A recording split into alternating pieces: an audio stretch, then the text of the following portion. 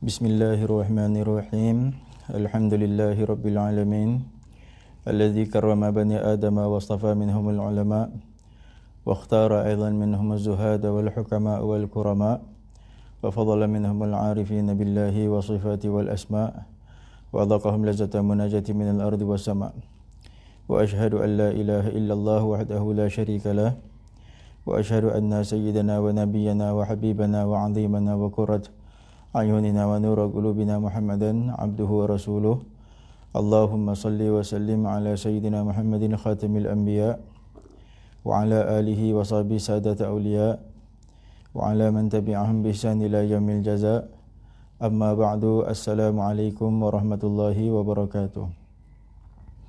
Nawaina at-ta'alluma wa ta'lim wa an-naf'a wal intifa' wa tadhakkura wa tadhkir wal ifada wal istifadah wal hath 'ala tamassuki bi kitabillah wa bi sunnati Rasulillah sallallahu alaihi wasallam wa du'a ila al-huda wa dalalati 'ala al-khair ibtigha'a wajhillah wa qurbihi wa thawabihi.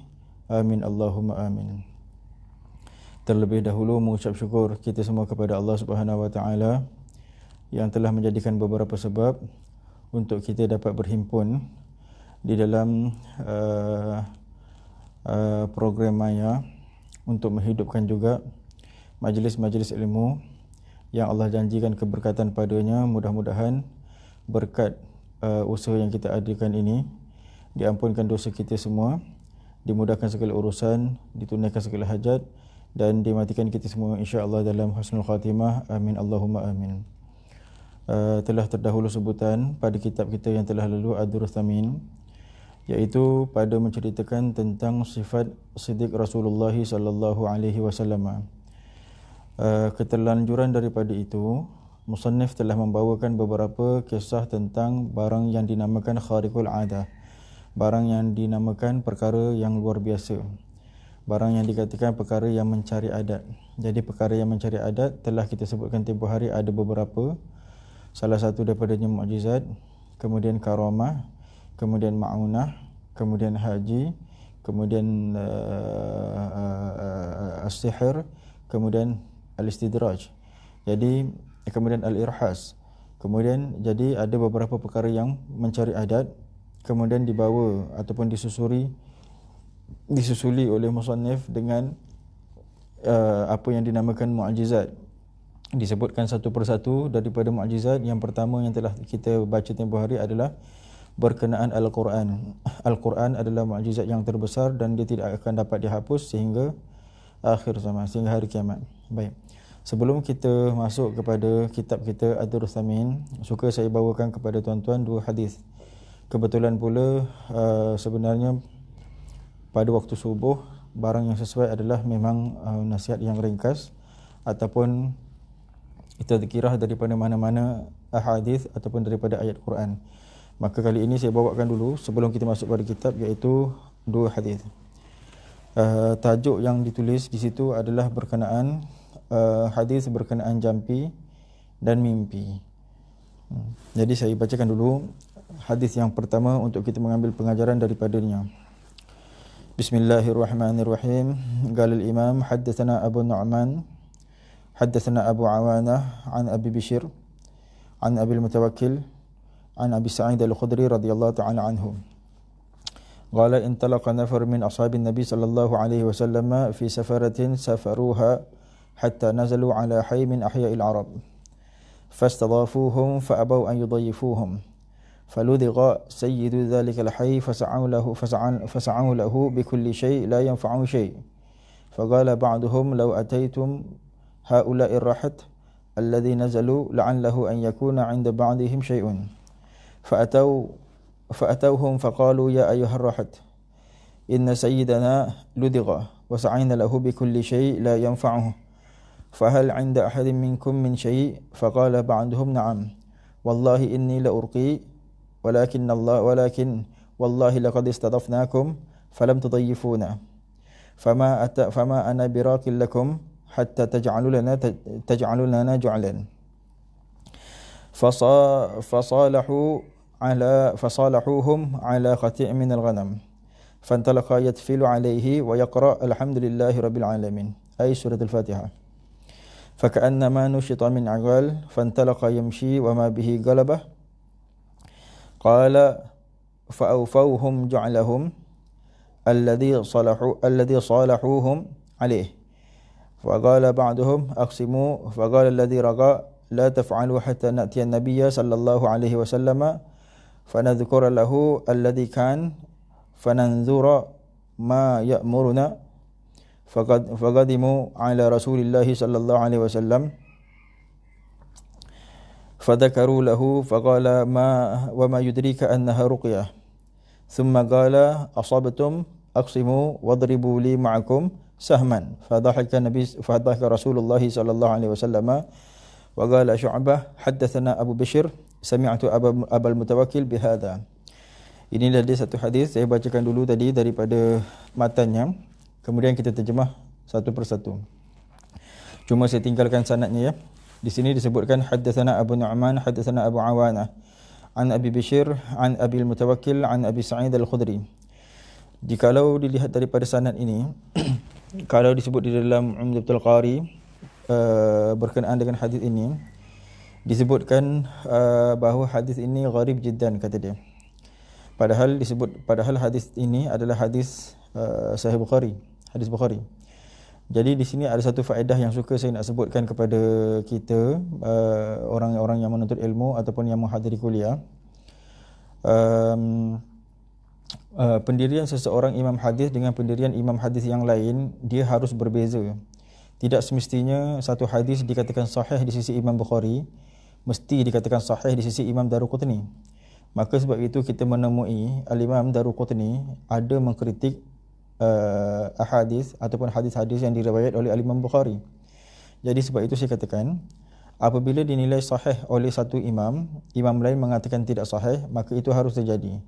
Bererti jikalau hukum itu dihukumkan dengan hadis, kemudian kita dapati bahawa hadis itu dhaif, belum tentu di sisi imam yang menghukumkan hadis, yang menghukumkan satu hukum menggunakan hadis yang kita katakan dhaif tadi adalah hadis dhaif di sisi dia. Boleh jadi hadis itu adalah hadis hasan di sisi dia. Boleh jadi hadis itu adalah hadis sahih di sisi dia. Jadi ini sedikit saya sebutkan kerana kalau tuan-tuan dengar daripada segala sanad tadi semuanya memakai kunyah. Abu Nu'man, Abu Awanah, Abu Sa'id Al-Khudri semuanya pakai kunyah. Jadi kunyah ni dalam ilmu hadis tidak boleh jadi tidak dikenal, boleh jadi tidak dikenal, boleh jadi boleh jadi tidak dikenal orangnya. Boleh memakai kunyah apabila kita kenal akan orangnya, tetapi boleh jadi tidak dikenal akan orangnya. Kemudian juga di sini ada mu'an'an. Ada dekat situ an Abil Mutawakkil an Abi Sa'id. Begitulah cerita dia. Jadi kita tinggalkan pada masalah sanad, sekarang kita masuk pada cerita dia. An Abi Sa'id Al-Khudri radhiyallahu ta'ala anhu qala intalaqa nafarun min ashabin Nabi sallallahu alaihi wasallam. Dia kata terjadi kepada satu kumpulan daripada ashabin Nabi sallallahu alaihi wasallam fi safaratin safaruha, pada satu permusafiran yang telah musafir oleh sekalian mereka itu akannya. Hatta nazalu ala hayy min ahya'il Arab, sehinggalah mereka datang kepada satu perkampungan, sampai ke satu perkampungan dalam musafir mereka itu daripada perkampungan-perkampungan orang Arab. Fastadhafuhum fa'abaw an yudayyifuhum. Kemudian sahabat Rasulullah pun meminta untuk menjadi tetamu kepada perkampungan Arab tersebut, maka mereka enggan untuk menjadikan sahabat Rasulullah sebagai tetamu mereka. Faludhiqa sayyidu zalikal hayy fasa'u lahu bikulli syai' la yanfa'uhu syai'. Kemudian perkampungan itu ada seorang ketua dia itu disengat oleh binatang berbisa, disengat oleh ular berbisa ataupun binatang berbisa seperti kalajengking, disengat. Kemudian kata di dalam hadis ini disebut fasa'u lahu bikulli syai' la yanfa'uhu syai'. Dah cuba dengan bermacam-macam ubat tetapi tidak memberi manfaat. Apa-apa ubat pun yang sudah dicuba tidak memberi manfaat kepada orang yang kena sengat tadi tu, ketua kaum tadi tu. Faqala ba'duhum law ataitum haula'i rahat alladhi nazalu la'allahu an yakuna 'inda ba'dihim syai'. Kata seorang daripada ahli kampung tadi, dia kata kalaulah kamu bawa datang orang rombongan tadi tu, dia kata yang datang, yang telah berkunjung kepada kita ni tadi, dia kata la'allahu, mudah-mudahan mereka itu an yakuna 'inda ba'dihim syai', mudah-mudahan di sisi mereka itu ada sesuatu, maksudnya ada sesuatu yang boleh memberi faedah untuk ubat penyakit yang ada pada ketua kampung tadi. Fa'atauhum faqalu ya ayyuhar rahat, kemudian mereka bawa datang, maksudnya mereka menjemput balik orang sahabat Rasulullah yang dah lalu tadi tu, yang sudah berlalu daripada kampung mereka tadi tu, dipanggil balik. Kemudian apa katanya? Faqalu ya ayyuhar rahat inna sayyidana ludhiq wa sa'ayna lahu bikulli syai' la yanfa'uh. Dia kata, wahailah satu kaum, wahailah rombongan, sesungguhnya ketua kampung kami ini disengat ataupun dipatuk. Ludhiq ni macam yang paling tepat ialah sengatan, yang paling tepat ialah nilai patukan ular, ludhiq. Jadi bila dia kata sesungguhnya ketua kampung kami ini disengat ataupun dipatuk binatang berbisa, wa sa'ayna lahu kulli syai' la yanfa'uh, dan kami telah mencuba semua sesuatu tetapi tiada memberi manfaat kepada dia. Kemudian apa sambungnya? Fahal 'inda ahadin minkum min syai', adakah di antara kamu ada sesuatu, maksudnya ada ubat, maksudnya ada sesuatu yang boleh dibuat untuk menyembuhkan penyakit ketua kampung kami. Jadi faqala ba'duhum na'am wallahi inni la urqi. Baik, dekat sini disebut kata setengah daripada daripada sahabat Nabi tadi, yang rombongan tadi, kata dia ya, di sisi kami ada sesuatu, wallahi la urqi, dia kata demi Allah aku akan menjampi, kata dia. Walakin wallahi laqad istadafnakum falam tudayifuna fama ana biraqil lakum hatta taj'alu lana ju'lan. Baik, dia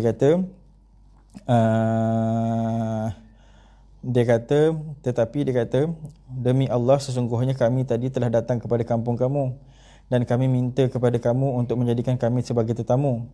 Tetapi apabila kami minta untuk menjadi sebagai tetamu, orang kampung kamu menolak kami. Jadi dia kata jadi oleh kerana yang tadi tu telah buat pada kami, jadi aku tidak akan menjampi ataupun aku tidak akan mengubati orang-orang yang sakit di antara kamu ni, melainkan kamu kena buat kepada aku satu ju'lan, maksudnya satu upah lah, maksudnya satu upah. Kita tengok ya.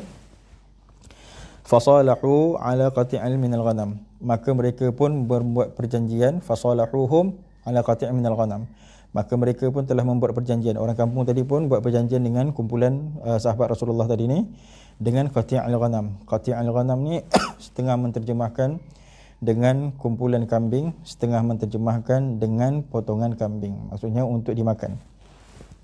Sebab sahabat Rasulullah sallallahu alaihi wasallam tadi dia datang kepada perkampungan untuk menjadi tetamu. Tujuan dia adalah untuk mendapat makanan.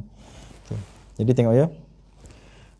Fantalaqa yatfilu alaihi wa yaqra alhamdulillahirabbil alamin.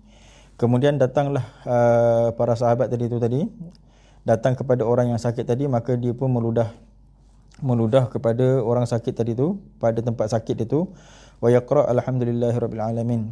Apa yang dibaca ketika nak ludah tu, apa yang dibaca? Yang dibacanya suratul Fatihah, iaitu alhamdulillahirabbil alamin. Fa ka'annama nushid min 'igalin fantalaqa yamshi wa ma bihi galabah. Kemudian orang yang sakit tadi tu terus menjadi cergas, terus bangun daripada sakit ni seolah-olah macam tak ada sakit langsung.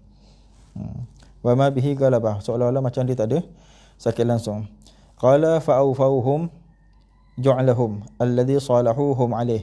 Jadi kata orang yang sakit tadi tu, ketua kampung tadi, dia pun kata hendaklah kamu tunaikan balik apa yang kamu dah buat ju'lan tadi kepada kamu dah janji upah kepada sahabat Rasulullah tadi. Okey, kemudian faqala ba'duhum aqsimu Jadi kata para sahabat yang dah dapat tadi upah tadi, dia pun mengatakan marilah kita, maksudnya dia kata hendaklah kita bahagi-bahagikan. Dia kata bahagi-bagikanlah tadi, siapa yang jampi dapat sekian bahagian, siapa yang dalam rombongan dapat berapa bahagian. Tengok kata dia. Faqala alladhi raqa la taf'alu hatta na'tiyan nabi sallallahu alaihi wasallam.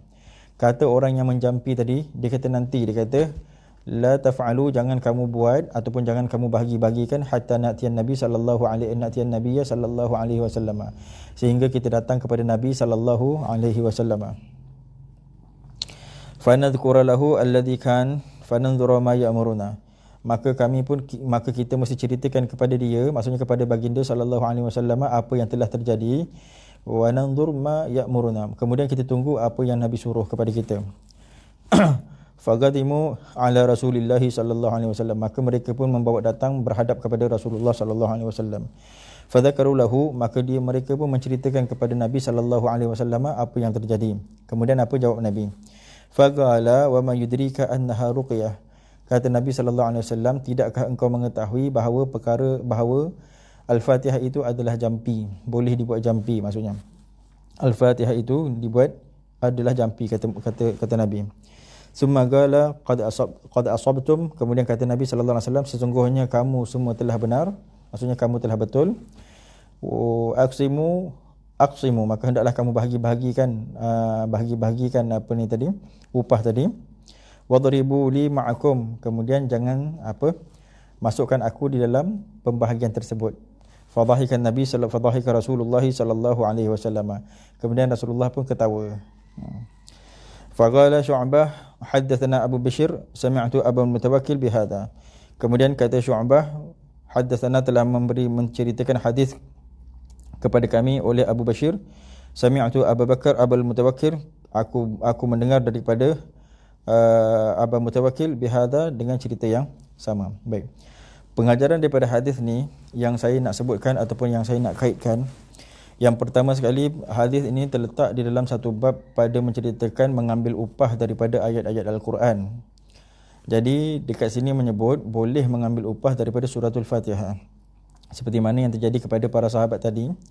Kisahnya bahawa mereka datang kepada satu kaum hanya untuk dapat makanan dengan memakai kelembutan syariat, apa yang disebut dalam agama kita sebagai tetamu.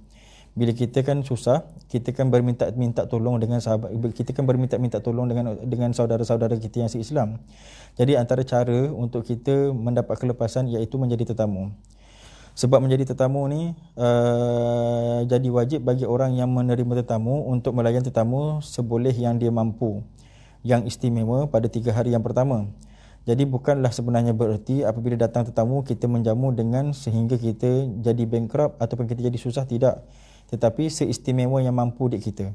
Kalau tak mampu, maka kita berilah yang setidak-tidaknya air kosong. Jadi kalaulah tetamu tadi itu tiada lega dengan air kosong tadi, maka hendaklah dia bertamu kepada orang yang mampu supaya dapat menegakkan tulang belakang dia.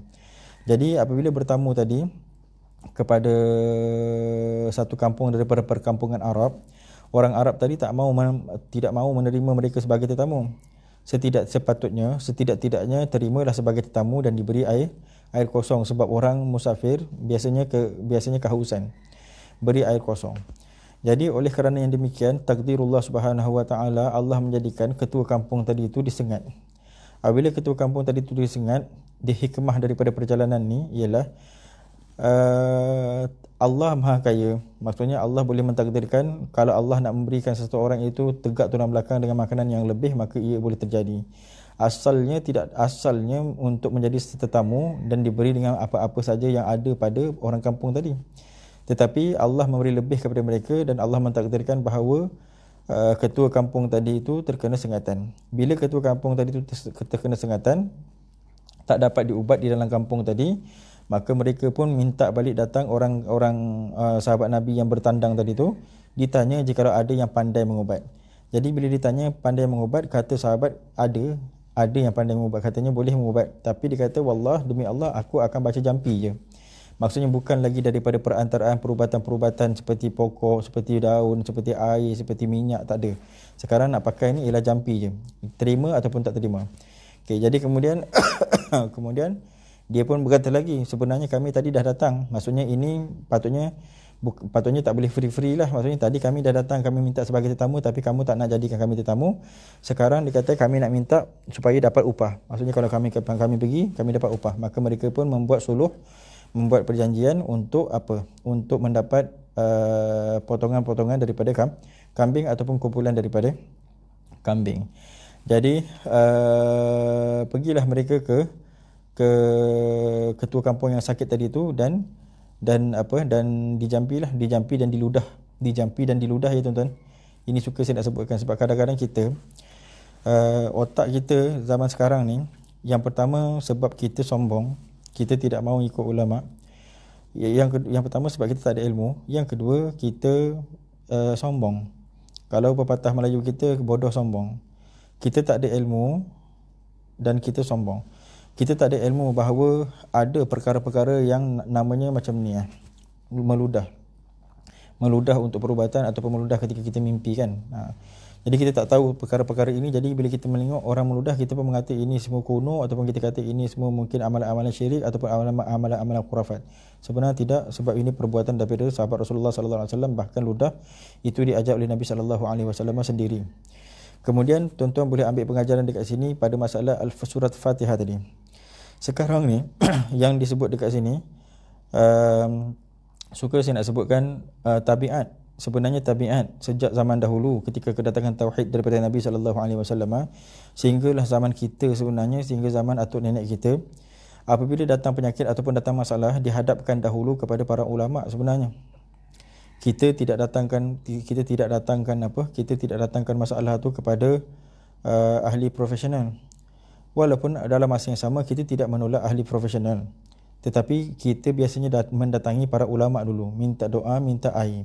Kemudian baru kita pergi ke hospital. Jika masalah kita tu masalah sakit, barulah kita berubat. Jadi terbalik zaman sekarang ni, kita pergi ke hospital, bila tak mampu, bila tak terubat, kita langsung tak ada ikhtiar yang lain. Sepatutnya apabila kita pergi ke hospital tidak termampu untuk mengubati, maka kita kena kembali kepada jalan seperti ini. Kalau tuan-tuan tengok dalam hadis ni, mereka berusaha dengan kulli syai' fala yanfa'uhu syai', kata dia. Dia kata kami telah cuba wasa'u lahu bi kulli syai', mereka semua telah mencuba untuk mengubati dengan bermacam-macam ubat, fala yanfa'uhu syai', tidak ada memberi manfaat kepada orang tadi itu dengan sesuatu, apa-apa pun tak memberi manfaat. Berarti segala perubatan dah dicuba. Segala perubatan sudah dicuba, tapi ke mana mereka pergi? Akhirnya pergi kepada minta tolong kepada orang-orang soleh. Jadi minta tolong kepada orang-orang soleh itu ialah kembali kepada Allah. Jadi minta tolong kepada orang soleh. Jadi sahabat Rasulullah pun membacakan Fatihah dan diludah. Jadi sembuh orang tu tadi seperti tak ada keberatan dan seperti tak ada penyakit langsung orang tadi tu. Okey. Selesai, habis daripada itu, barulah dikatakan tunaikanlah kepada kelompok ni tadi dengan upah yang dah diperjanjikan tadi. Baik, di sinilah dijadikan sandaran oleh para ulama bahawa harus mengambil upah mengajar Al-Quran, harus mengambil upah mengajar muqaddam, harus mengambil upah mengajar Al-Quran. Harus itu semua dengan syarat si guru tadi tiada meletakkan apa-apa jumlah. Tidak meletakkan apa-apa jumlah. Tapi mereka apabila diberi akan upah, maka harus mereka itu mengambil. Maka tiadalah disuruh bahawa apabila orang itu memberi upah maka kita menolak, tidak, sebab harus menerima. Baik. Jadi dekat sini dibacakan Fatihah, kemudian dia pun sembuh, diberikan segala upah tadi tu. Apabila dah diberikan upah, yang di sini kita ada pengajaran juga. Setelah diberikan upah, para sahabat pula ingin bersegera untuk membahagi-bahagikan upah tadi tu. Tetapi cuba tengok para sahabat yang menjadi ketua tadi yang membaca jampi, dia kata la taf'aluha, jangan buat yang demikian itu. Maksudnya jangan bahagi-bagikan. Apa jangan bahagi-bagikan? Sebab apa? Sebab dia kata kita bawa jumpa Rasulullah dulu, kita ceritakan jikalaulah Nabi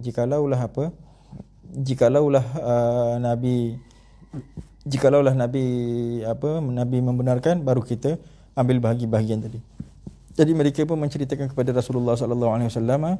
Kemudian Rasulullah sallallahu alaihi wasallam pun memberi takrir, maksudnya memberi penetapan. Nabi sendiri mengatakan, Nabi kata, wa ma yudrika annaha ruqyah, tiadakah engkau mengetahui bahawa Fatihah itu adalah jampi. Baik. Dekat sini tuan-tuan, suka saya selain daripada pengajaran yang saya sebut tadi, ada satu pengajaran yang Saya ambil daripada kitab I'anatul Talibin. Kitab I'anatul Talibin itu adalah kitab fiqh mazhab Syafi'i. Dia menceritakan tentang ketika dia menceritakan atau tentang membahaskan tentang perbahasan ulama pada zaman tersebut, sebenarnya bukan zaman kita je, pada zaman tersebut menceritakan tentang adakah sampai pahala bila kita bacakan Fatihah. Orang meninggal kan, bila kita bacakan Fatihah sampai ke orang tu, sampai ke tak sampai, adakah sampai. Jadi pengarang I'anatul Talibin dia membawa datang hadis ni. Dia bawa datang hadis ni, dia kata macam mana, kalau tuan-tuan perasan, macam mana Fatihah boleh sampai kepada orang hidup, tak sampai kepada orang mati. Macam mana Fatihah tu boleh sampai ke orang hidup. Yang tadi pada masalah penyakit tu pada masalah apa? Masalah wujudi kan, pada masalah apa? Pada masalah benda yang wujud sekarang ni, ataupun benda yang boleh dilihat.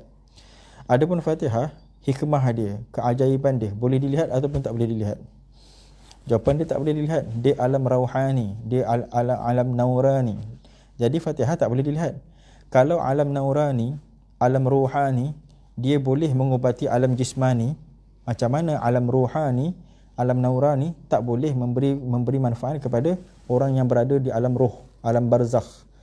Jadi sebab tu dikatakan daripada ini menunjukkan bahawa Fatihah itu sampai kepada orang yang mati. Sebab Fatihah itu boleh sampai kepada orang yang hidup. Baik. Fatihah itu boleh sampai kepada orang yang hidup dan Fatihah itu boleh sampai kepada orang yang mati. Sampai dia kepada orang yang hidup atas faedah bagi orang hidup, sampai dia kepada orang yang mati atas faedah bagi orang yang mati. Bagaimana faedah, bagaimana keperluan orang mati, sampailah kepada dia atas keperluan orang mati. Okey, suka juga saya nak singgungkan sedikit. Sebelum kita habis ni pada masalah yang ada tular pada menyatakan masalah menyedekah Fatihah untuk diri sendiri. Ini setengah daripada perkara yang salah jikalau disebut atas jalan, disebut tanpa syarah. Mensedekah Fatihah kepada diri sendiri ini, untuk apa sedekah Fatihah untuk diri sendiri? Kalau kita membaca Fatihah tu sebagai hisin, sebagai pendinding untuk diri sendiri, betul. Tapi kalau hadiah pahala untuk diri sendiri, itu tak betul. Kerana siapa yang membaca Fatihah, dia dapat pahala. Jadi bila nafsu kita baca, diri, zat kita baca, kita punya roh yang baca Fatihah tu, maka Fatihah tu dapat pahala untuk diri sendiri. Jadi kalau kita nak mengatakan hadiah Fatihah untuk diri sendiri, tak kena. Melainkan kita katakan kita membaca Fatihah tu hasnan, kita membacakan Fatihah tu untuk diri sendiri atas jalan hasnan sebagai pendinding, ataupun tabarukan sebagai mendapat berkat daripada Fatihah. Jadi kalau kita menghadiahkan Fatihah kepada orang lain, betul untuk mendapat berkat kepada orang tu ataupun mendinding orang tu jikalau dia orang yang hidup. Jikalau kita menghadiahkan Fatihah kepada orang mati, ialah untuk meringankan azabnya dan untuk memberi pahala kepada dia. Jadi nak kena ingat ya, pada masalah setengah orang mengatakan memberi Fatihah kepada diri sendiri. Ini kadang-kadang perkataan ni sama macam kalau dilihatlah secara kasar, sudah nampak macam membela saka pula. Jadi kita macam nak memberi makan kepada diri sendiri, kita membaca Fatihah. Walaupun membaca Fatihah tu bukanlah menunjukkan tentang membela saka, tapi rupa taswir ayat tadi tu, menggambarkan ayat tu tadi tu seperti seolah-olah membela saka.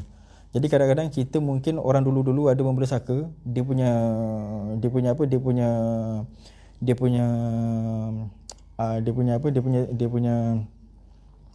tabiat atau dia punya corak kehidupan tu dibawanya agama kepada corak kehidupan pembelaan saka pula. Jadi suka saya ingatkan, hadiah Fatihah untuk diri sendiri itu tak ada. Kerana itu bukan, walaupun dia bukanlah sampai kepada kufur haram, tidak, tetapi dia mengelirukan.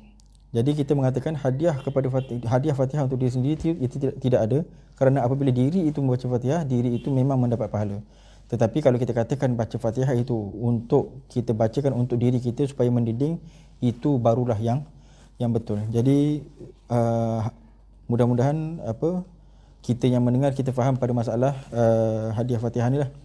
Baik, jadi Fatihah itu sampai dengan hadis ini kerana disebutkan oleh ulama bahawa Fatihah itu boleh sampai kepada orang hidup ataupun boleh sampai kepada alam jasmani. Macam mana dia tidak boleh sampai kepada alam rauhani, sedangkan Fatihah itu sendiri adalah ar-rauhani an-naurani. Baik, kemudian apabila diadukan kepada Nabi sallallahu alaihi wasallam dan Nabi pun mengatakan wa ma yudrika annaha ruqyah, tidakkah engkau mengetahui bahawa bahawa uh, Fatihah itu adalah jampi, maka Nabi kata aqsimu, hendaklah engkau bahagi-bagikan apa ni tadi, bahagi-bagikan apa upah tadi tu. Kemudian Nabi kata wadribu li ma'akum, masukkan aku di antara orang yang dapat upah tadi tu. Sebab yang mengajar mereka Fatihah tadi, yang mengajar mereka tentang keyakinan kepada ayat-ayat Al-Quran, yang mengajar mereka tentang keyakinan kepada Allah adalah Nabi SAW. Jadi Nabi kata masukkan aku sekali daripada senarai orang yang dapat upah tadi tu. Kemudian fadhahikan Nabi SAW, fadhahaka Rasulullah SAW. Kemudian Nabi pun ketawa Nabi SAW dengan kerana apa yang berlaku, dengan kerana ataupun dengan perkara yang berlaku kepada para sahabat tadi. Baik, habislah kita pada hadis masalah jampi. Jadi saya masuk pula hadis pada masalah mimpi.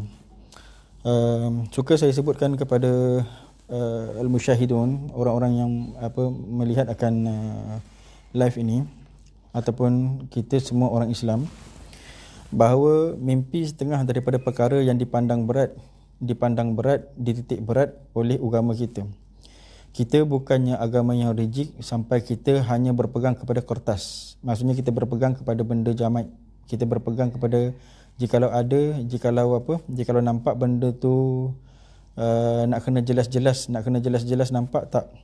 Sebab dalam agama kita Nabi pernah menyebut di dalam satu riwayat menyebut, dia kata ru'yah salihah juz'un min 46 nubuwah. Nabi kata ru'yah salihah, mimpi yang baik itu satu juzuk daripada 46 kenabian.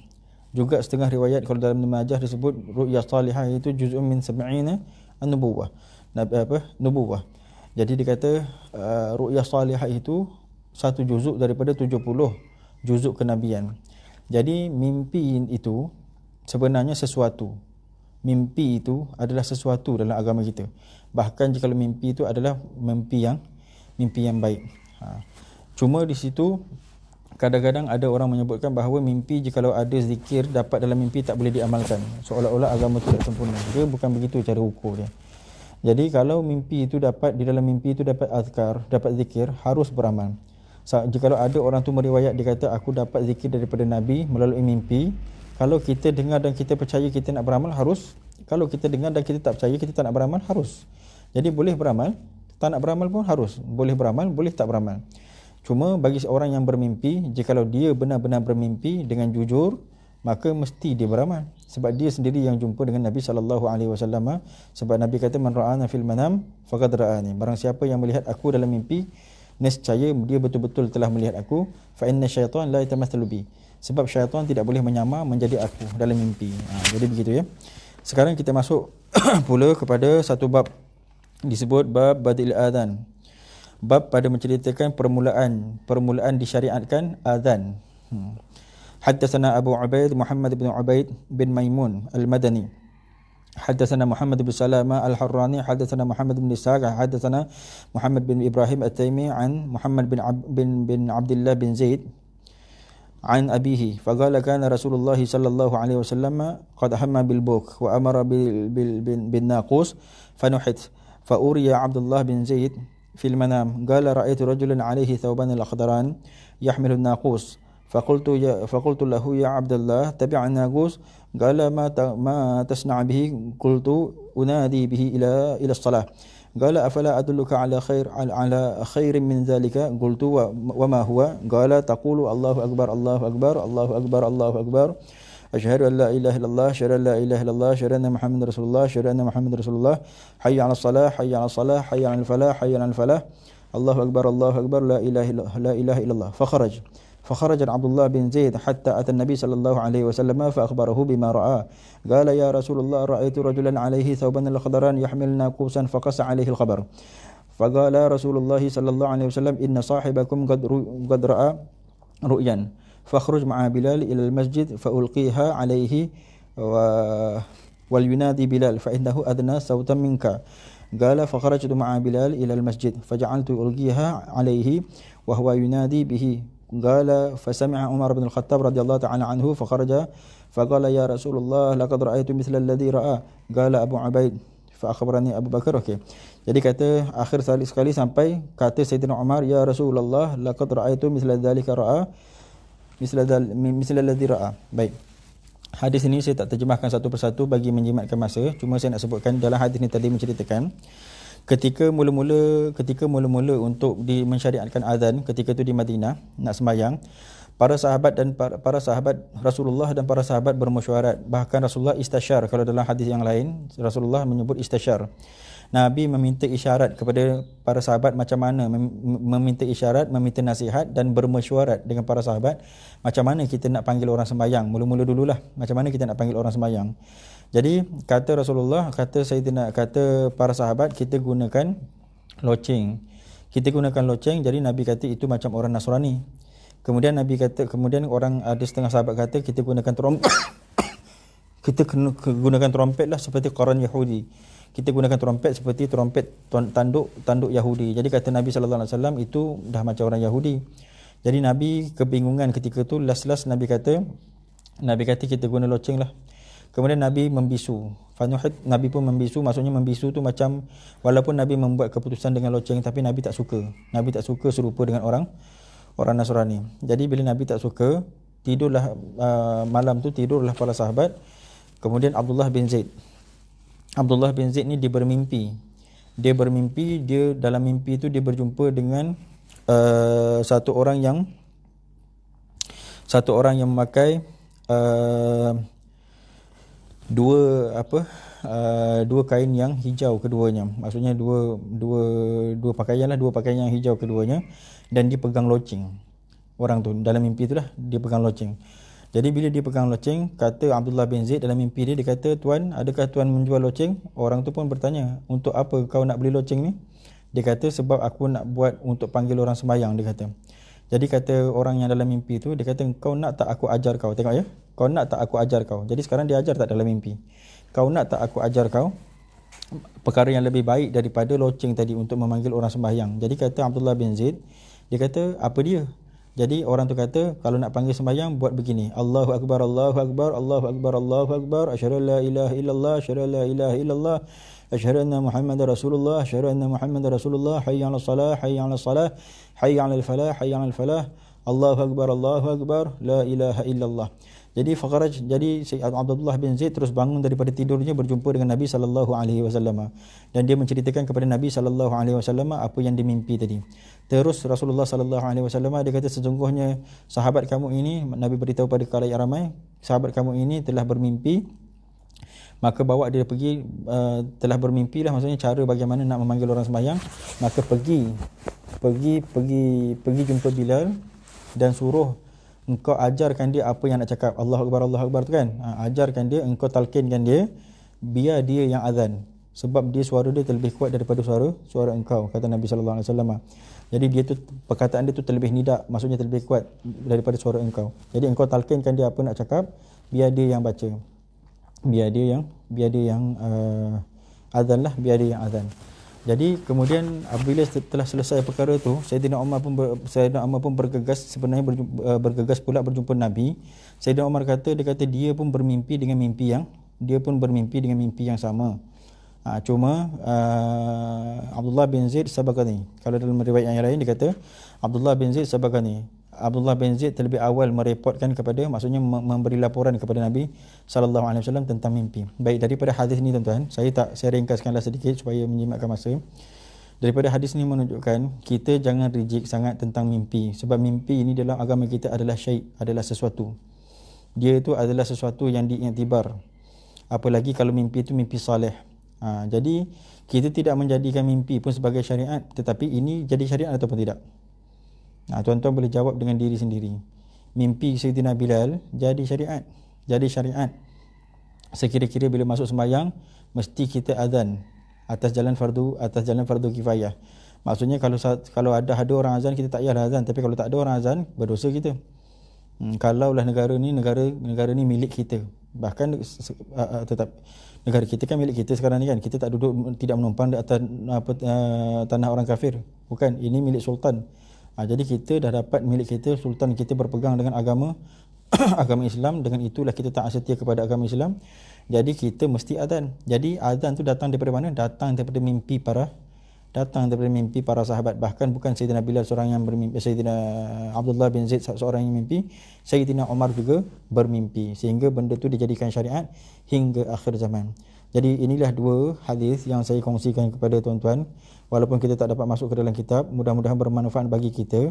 Supaya yang pertama sekali yang saya nak sebut ialah kesimpulannya pada hadis Fatihah tadi, harus mengambil upah daripada jampi, harus mengambil upah daripada ayat Quran, harus mengambil upah daripada mengajar Al-Quran, harus mengambil upah.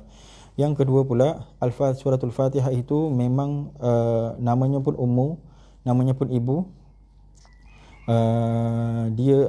Namanya pun ibu, Ummul Kitab. Jadi pada dia itu mempunyai hikmah. Dan juga yang ketiga, Fatihah itu apabila dibacakan sampai kepada orang hidup dan sampai kepada orang mati. Yang keempat, yang telah saya sebutkan tadi, iaitu pada masalah hadiah Fatihah kepada diri sendiri itu tidak ada, jangan terkeliru. Jadi nak sebut hadiah Fatihah untuk diri sendiri itu ialah hak Fatihah itu dibaca untuk diri sendiri atas jalan hikmahnya, bukan atas jalan hadiah. Sebab kalau jalan hadiah, siapa yang membaca sudah dapat dah pahalanya. Jadi bukan masalah hadiah, tapi masalah pendinding ataupun masalah tabarruk, berkat Fatihah tu kita baca untuk diri kita sendiri. Macam tu cerita dia. Kemudian masuk pula kita pada masalah hadis yang kedua tadi, pada masalah mimpi. Mimpi itu setengah daripada juzuk kenabian. Juzuk-juzuk kenabian iaitu ilham orang-orang soleh. Maka mimpi itu boleh dipegang, mimpi itu boleh diamalkan seperti mana diamalkan oleh para sahabat, dan Nabi mentakrirkan akan mimpi para sahabat. Dan hasil daripada ini suka saya nak sebutkan, jangan kita terlalu rigid sehingga ilmu yang kita tak tahu kita bercakap. Jadi kadang-kadang kita tak tahu tentang mimpi ni macam mana, jadi kita pun menolak mimpi secara mutlak. Jadi setakat itu saya rasa mudah-mudahan memberi faedah kepada musyahidun, orang yang melihat, sama ada daripada jalan live ataupun jalan recording. Dan mudah-mudahan diampunkan dosa kita semua, dimudahkan segala urusan, ditunaikan segala hajat, dan dimatikan kita semua insya-Allah dalam husnul khatimah. Amin Allahumma amin. Assalamualaikum warahmatullahi wabarakatuh.